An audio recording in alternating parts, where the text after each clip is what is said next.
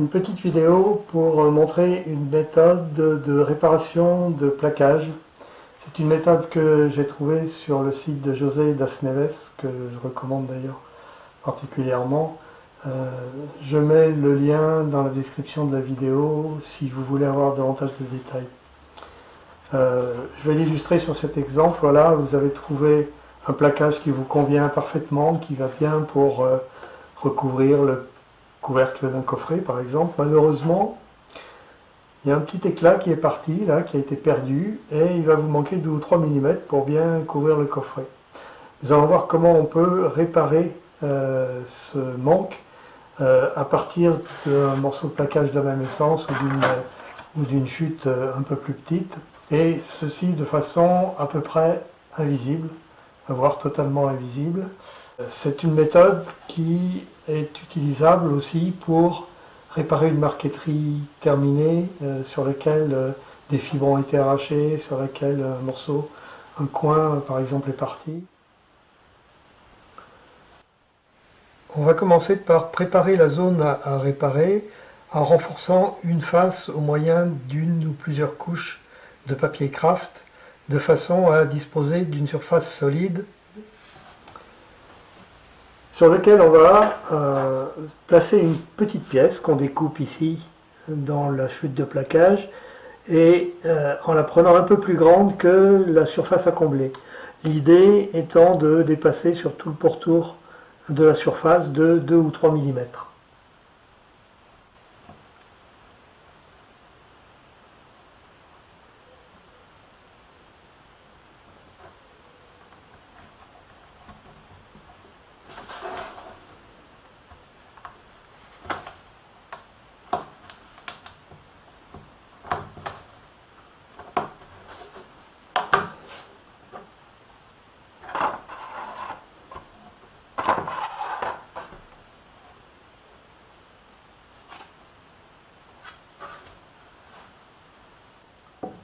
On va ensuite préparer un support en bois dur avec une protection pour éviter de coller notre plaquage sur ce support, et une matière souple.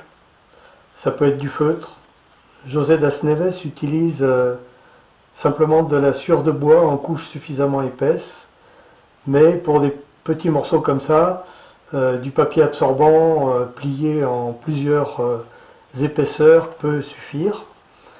Et le principe va être de forcer ce petit morceau à pénétrer le plus possible dans l'espace à remplir lorsqu'on va mettre tout ceci sous presse en pressant très fortement.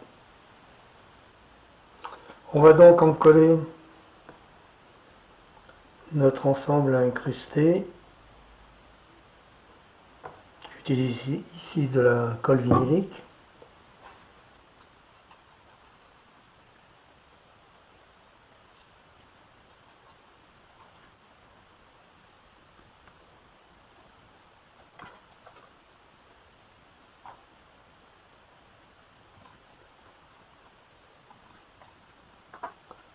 On peut mettre un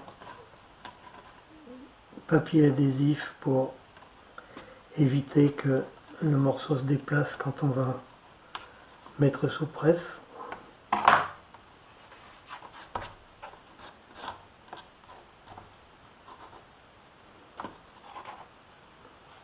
Et ensuite,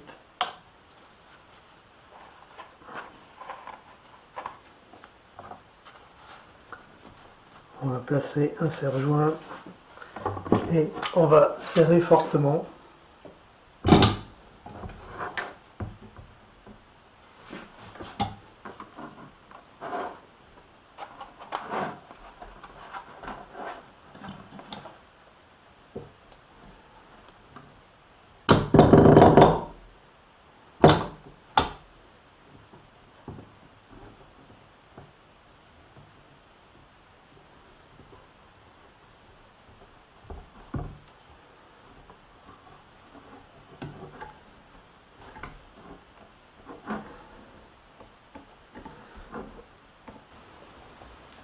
On va attendre 10 petites minutes Le principe est de permettre à la colle de prendre suffisamment pour maintenir en place le petit morceau qu'on a rajouté, mais de ne pas attendre trop longtemps pour qu'elle reste encore souple et qu'on puisse parfaire la mise sous presse, de telle sorte que ce petit morceau rentre parfaitement à l'intérieur de l'espace à combler.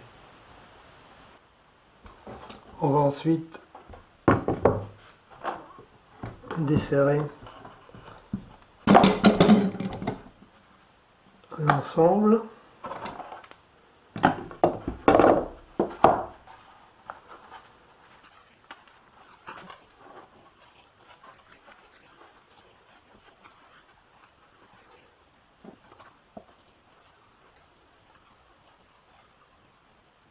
Voilà.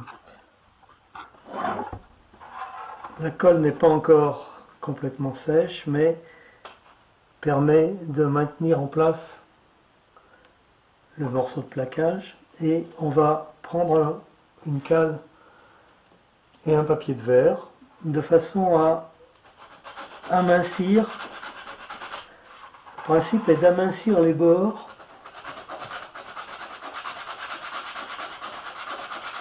des petits morceaux qu'on a ajoutés, de façon à ne laisser que 1 ou 2 dixièmes de millimètre d'épaisseur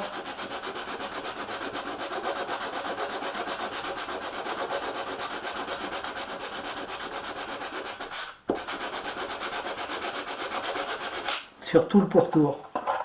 Pratiquement on ne pense pas le milieu, puisque le milieu lui a été pressé fortement et se trouve à un niveau inférieur.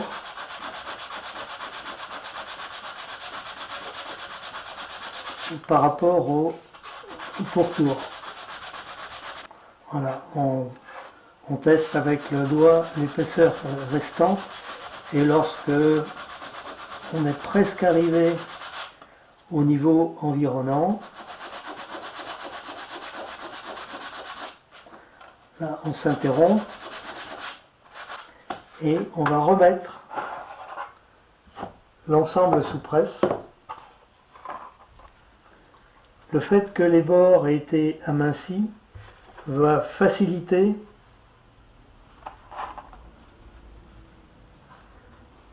la mise en place de tout le pourtour du petit morceau de plaquage. Elle va le forcer à rentrer dans l'espace à combler. Donc on va remettre tout ça sous presse. On presse à nouveau fortement. Et là, on va attendre quelques heures que la colle soit parfaitement prise et sèche. Alors ici, ça se fait très vite parce que en fait, j'ai utilisé une colle vinylique à prise rapide.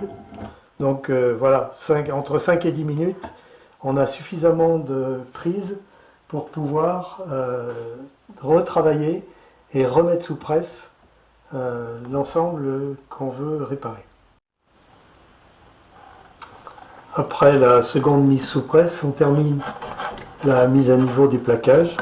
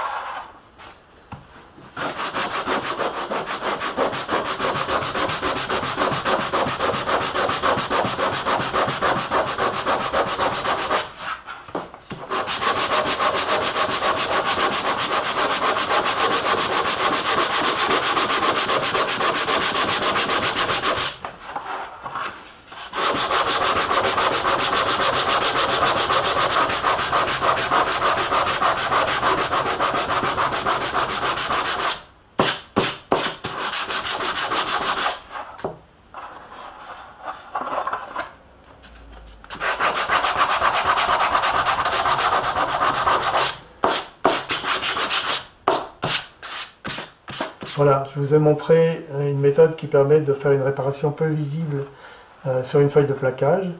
J'ai fait la démonstration sur une simple feuille, ce qui n'est probablement pas le cas de figure le plus fréquent et même le plus facile que vous aurez à rencontrer. En général, quand on veut faire une réparation sur une feuille de plaquage avant son utilisation, on procède plutôt par le découpage dans une feuille de la même essence d'un petit morceau qui s'ajuste le mieux possible à la zone à réparer. Le découpage pouvant se faire à la scie entournée ou au cutter. Et on termine la réparation au moyen d'une pâte à bois, ce qui donne en général de bons résultats.